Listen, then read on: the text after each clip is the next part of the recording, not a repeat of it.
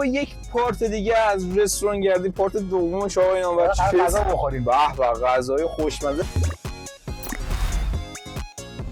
ما اومدیم این سری با غذاهای کوچیک فینگر فودی ترکیه که حالا شاید بخورتیم بپرسین چیا هستن. خیلی بزرگه.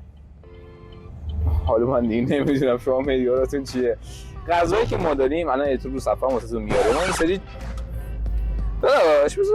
خب غذایی که ما امروز قراره بخوریم، غذای اولمون گوزلمه است، غذای دوممون مدیه است که همون صدف دریایی خیلی چیز خوشمزه‌ای و غذای سوممون اون چی کوفته است که حالا ممکن ترتیبش غذا تحقیق کنی بعد بیاد توی ویدیو صحبت کنی. کردی؟ گوزلمه بچه یه نونه سیب زمینی میاد داشت تموم شد رفت. این گوزلمه است. حالی کردی چی تحقیق کردم؟ صدف هم که یه صدف به برنجم بهش اضافه میشه. خب همین دیگه.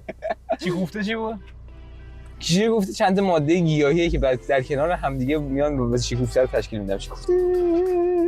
دیگه بس توضیح اضافه. بریم غذای اول بخوریم. بچا اینجا خب اینجا که بازاره، یک شنبه بازار که شاید جمعه بازار که یک شنبه بازار اینجاست. سرتوش نمیذاره بریم تو میلیتر خجالت میکشم.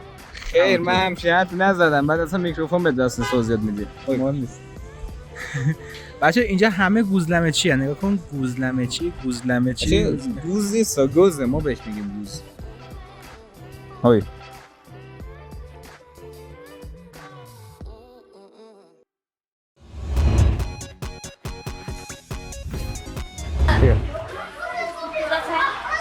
باش نظرت چیه داشت؟ داشت بوش خیلی خوبه. بچه این گوزلمه است. این گوزلمه سیب زمینیه. گوزلمه چیزای مختلف داره. گوزلمه چی هست حالا بخوام بهتون میگم. نون لواشو برمی‌دارم چیز مختلف داشت میذارم بهش میگن گوزلمه. خوشمزه است. بچه نون و پنیر و سیب زمینیه. فقط خوشمزه است. نه دقیقاً نکن. این نون و سیب زمینیه. این نون است. پنیر دم می‌خوای؟ گوزلمه بده. فضایی که هست میتونی ریز نشون بده بچه‌ها. من دارم به تو میگم ریز نشون بده بچه‌ها. وایسا. توش دوربینی کم تمیز می‌کنه قبل ویدیو گرفتن. داش نمک ندارم. واقعا یه غذایه. چند شد؟ 120 یه چیز اولش 240,000 تومان شد. اصلا داشت 240,000 تو ایران باید پیتزا میدن. می‌تونیم بریم گروه مور بخوریم 240,000 تومان. گرون داد بهمون آقا. خیلی هم گرون دادن. قراره بعد این بریم چیکوفته یا مدیه رو بخورن. البته چیکوفته رو قبلا بهتون نشون داده بودم بچه‌ها، ولی مدیه رو فکر نمی‌کنم بچه‌ها نشون داده بود. باشه. بریم من موافقی. ها بریم. آها.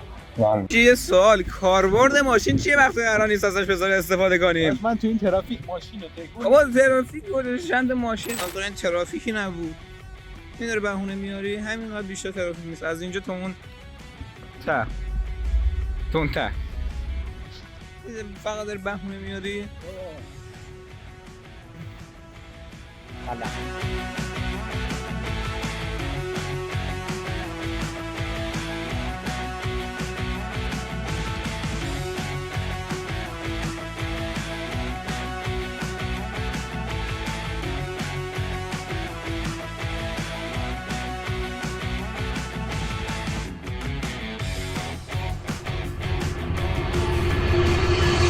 چی؟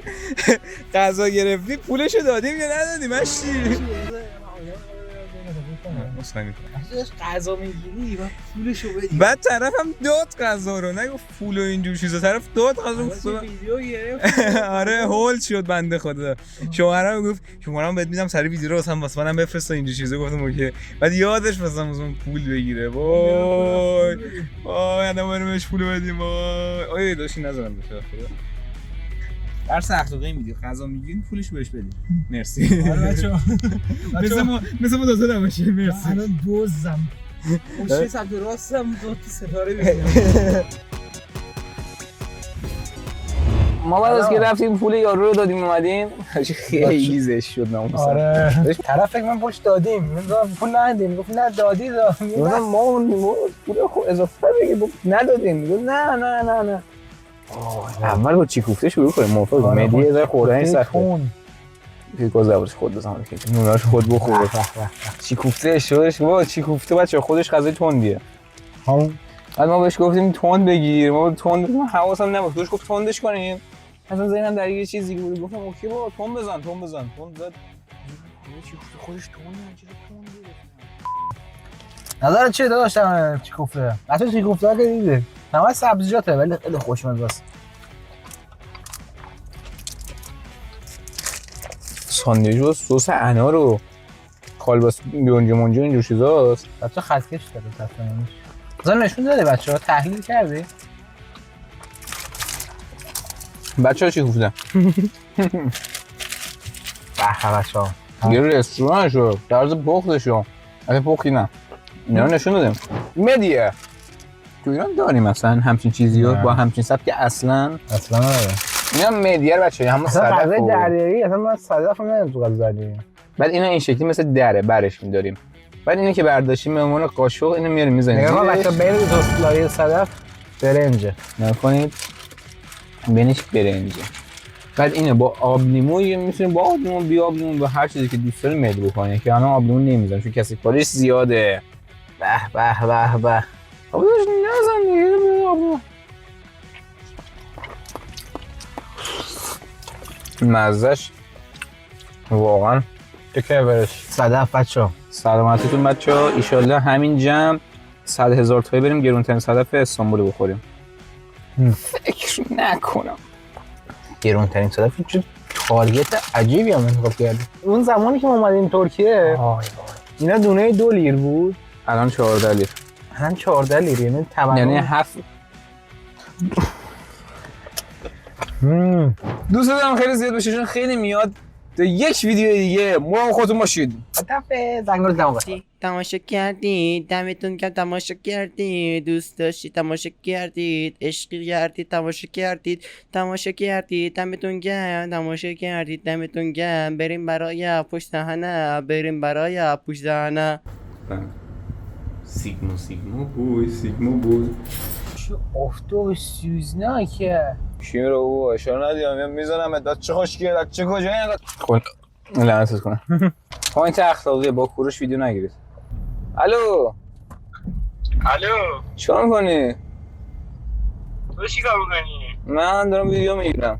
واسه ویدیو زنگ میزنه. باشی. آره سلام منو به ویدیو برسون. بچه سلام امیرعلی به ویدیو رسوندم. رو بلنگویی؟ آره بس بچه طلا. در قصه بعد خواهیم دید که نه من چه خواهید دید نداره ما قسمت بعدمون نمیدونم چی بشه. من چه خواهید علکی نزد بعد فکر میگم چی یعنی ترش حالی داد